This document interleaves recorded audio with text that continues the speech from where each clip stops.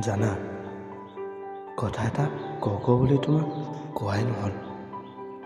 মনত যেন এতিয়াও কিবা আক্ষেপ ৰৈ আছে। কিমান যে সপোন, আশাবোৰ এতিয়াও আশা হৈয়ে ৰ'ল। তোমাক এদিন লগ কৰিম, তোমাৰ লগত বহি একাপ চাহ খাম।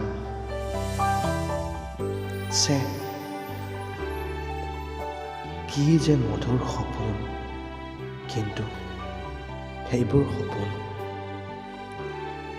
জানা, তোমাক লগ নাপাওঁতে ভাবি থৈছিলোঁ আৰু তোমাক লগ নোপোৱাকৈয়ে শেষ কৰি থলোঁ। ভাল পোৱা জানো ছ'চিয়েল মিডিয়াত নহয়,